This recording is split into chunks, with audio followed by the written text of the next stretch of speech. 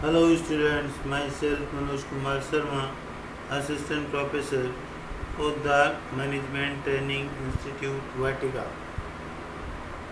Students, we will today teach about the gender socialization part second.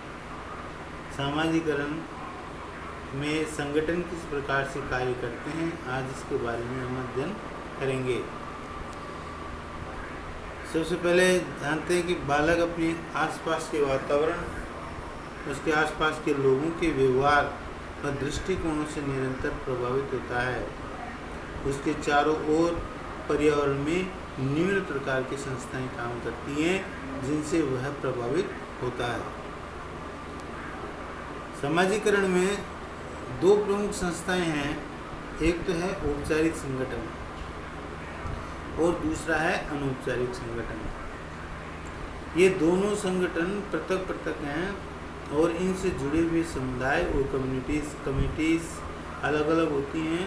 तो इसके बारे में आज आपको विस्तार से बताएंगे कि औपचारिक संगठन में किस प्रकार से कार्य होता है और अनौपचारिक संगठन में किस प्रकार से सामाजिकरण की भूमिका निश्चित की जाती है। सबसे पहले देखिए, औपचारिक संगठन में शिक्षण संस्थाएं प्रमुख भूमिकाएं निभाती हैं। शिक्षण संस्थाओं में बालक और बालिकाएं जहां पर से शिक्षा की व्यवस्था होती है, वहां पर दोनों ही बालक और बालिकाएं अध्ययन करते हैं और किसी न किसी प्रकार से सबसे पहले तो जब प्रार्थना सभा होती है तो जो है पृथक पंक्ति बालिकाओं की लगाई जाती है और बालकों की अलग पंक्ति लगाई जाती है। दूसरा, संस्था के शिक्षण संस्थाओं में जो सीटिंग अरेंजमेंट्स होते हैं, बैठक व्यवस्थाएं होती हैं, वो लड़के और लड़कियों की पृथक पृथक होती हैं, यानी उन्हें अलग अलग बिठाया जाता है या अगर एक कक्षा में उनको बिठाया जाता है जिनकी अगर कैपेसिटी 40 के लगभग हो तो बालिकाओं को आगे स्थान दिया जाता है और बालकों को पीछे स्थान दिया जाता है। इसके तत्पश्चात और जो कार्यक्रम वहाँ पर शिक्षण संस्थानों में आयोजन होते हैं, जैसे खेल कूद हैं, तो खेल कूद में जो है लड़कियों को इंडोर गेम्स जैसे कि कैरम बोर्ड है, रिंग बॉल्स हैं, रॉप जंपिंग है, इस प्रकार के छोटे खेल खिलाए जाते हैं। जबकि इसके विपरीत बालकों को कबड्डी, खो खो, क्रिकेट, वॉलीबॉल इत्यादि खेल खिलाए जाते हैं। हालांकि ये विद्वानों ने और जैविक विज्ञान के आधार पर ये माना गया है कि जो है दोनों की शारीरिक अवस्थाएं समान होती है, दोनों की क्षमताएं समान होती है। एक मातृत्व का गुण नहीं होता है, बाकी सारी समानताएं होती है। जो कार्य पुरुष कर सकते हैं वो महिलाएं भी कर सकती हैं। इस प्रकार से माना जाता है कि सामाजिकरण में शिक्षण संस्थाओं का भी बहुत बड़ा हाथ है औपचारिक संगठन के रूप में। दूसरा है आर्थिक एवं स्वास्थ्य सेवाएं। आर्थिक रूप से जो है महिलाएं सदा ही जो है प्रतिबंधित और दूसरे के ऊपर निर्भर रही हैं। ये कभी भी जो है अपनी स्वेच्छा से किसी प्रकार के आर्थिक व्यय को जो है मैनेज नहीं कर पाती हैं और न ही कहीं नौकरी की इन्हें स्वतंत्रता दी जाती है। आज भी ऐसे कई स्थान हैं जहाँ पर जो है आज भी परिवार ऐसे हैं जहाँ पर नौकरी करने के लिए पाबंदी है। वहाँ पर स्त्रियों को केवल घर में रहने और वहाँ के कामकाज करने के लिए ही प्रेरित किया जाता है और नौकरी में किसी प्रकार को उनको जाने नहीं दिया जाता है। कुछ जो है 10% परिवारों को छोड़कर, क्योंकि 10% परिवारों में वह परिवार हैं जो आजकल की वर्तमान जो है आधुनिक जीवन को जीते हैं और उन्हें अर्थ पक्ष का जो है अच्छी तरह से ज्ञान है।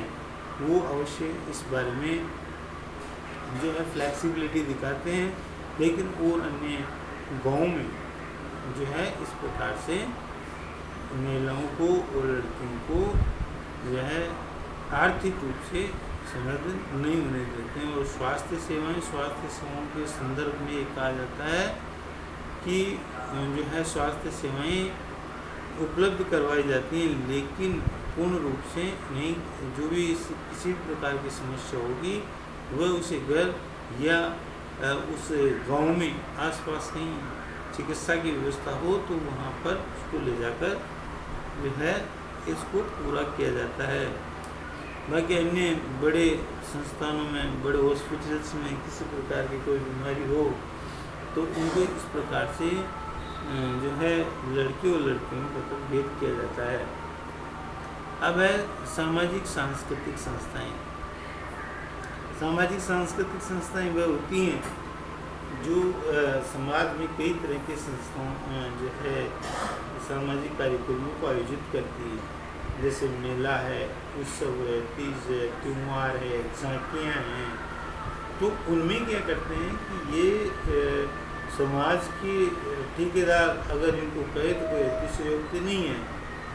ये समाज के ठेकेदार क्या करते हैं कि महिलाओं को उनमें अग्रणीय नहीं होने देते हैं और ये हमेशा उनको पीछे रखते हैं और इस कारण से वह महिलाएं जो है उन कार्यक्रमों में भाग लेने से वंचित रह जाती हैं।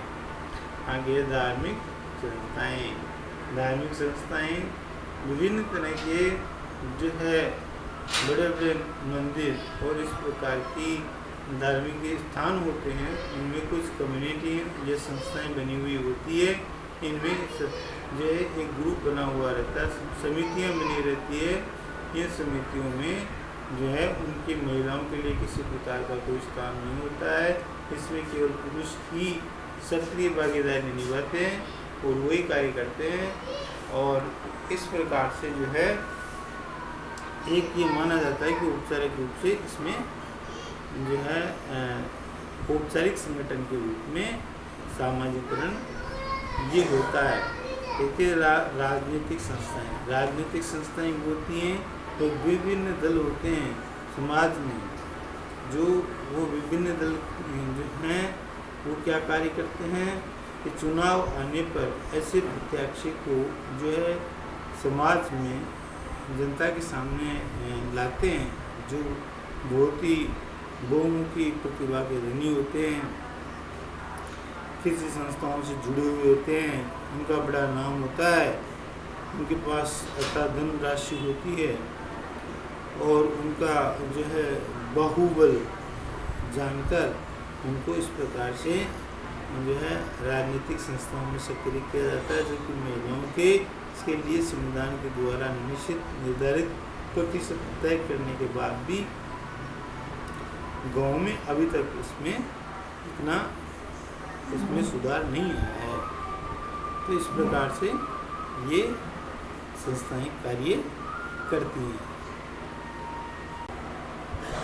इसके बाद में अनौपचारिक संगठन जो है इसके लिए जिम्मेदार होते हैं सामाजिकरण के लिए, उसके बारे में हम बात करते हैं।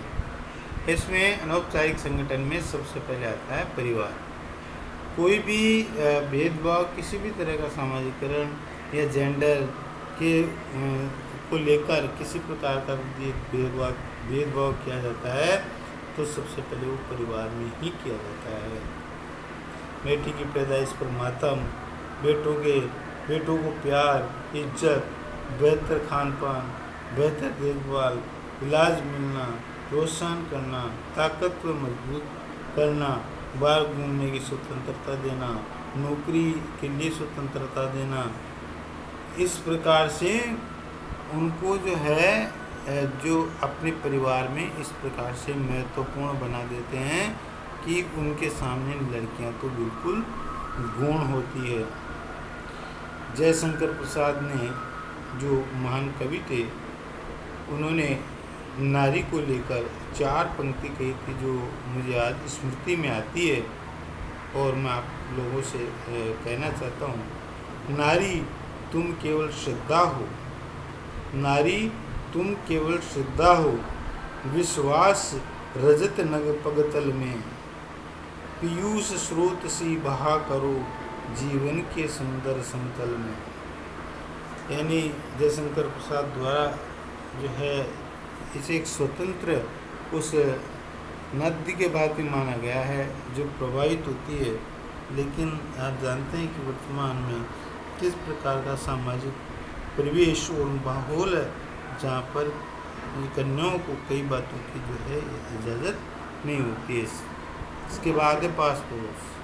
आसपास में रहने वाले व्यक्ति गाँव में ये विशेष तरह से इस लड़कियों और लड़कों में भेदभाव मौसम कई प्रकार के कमेंट्स करते हैं, जिससे वो परिवार वाले परेशान और दुखी होकर जो है उन बातों का अनुकरण करते हैं जो उसके लिए वो बाध्य नहीं है।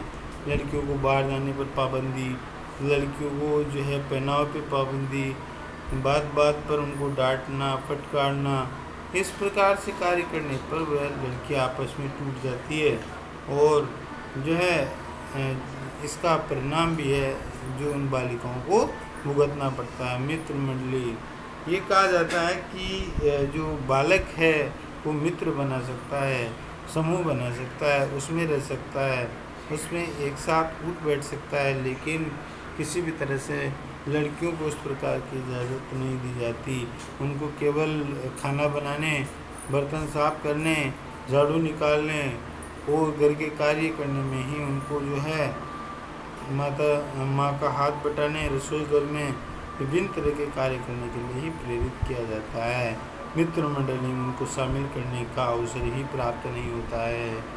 सांस्कृतिक संगठन, सांस्कृतिक में संस्कृतियाँ विभिन्न समाज के रूप है। ये कहा जाता है समाज में तो भारत तो एक ऐसा देश है जहाँ पर बहुत सारी संस्कृतियाँ हैं। प्रत्येक राज्य में पृथक पृथक संस्थाएं जो हैं,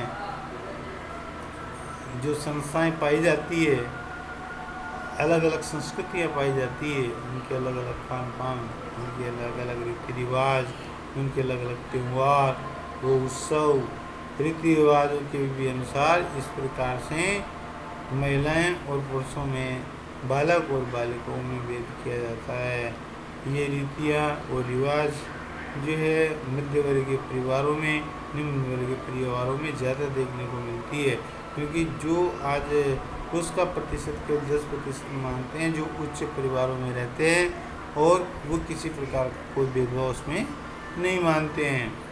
लेकिन मध्यवर्गीय परिवार और निम्न वर्गीय परिवार में इस प्रकार के भेदभाव आज भी लागू हैं। त्यौहार और उत्सव में जो है इसकी जिम्मेदारी जो है पुरुषों की होती है। इसमें महिलाएं भी हालांकि भाग लेती है, लेकिन वह पुरुषों के पीछे ही एक अप्रत्यक्ष रूप से अपनी भूमिकाएं निभाती है। इस प्रकार से जो है अनौपचारिक संगठन कार्य करते हैं।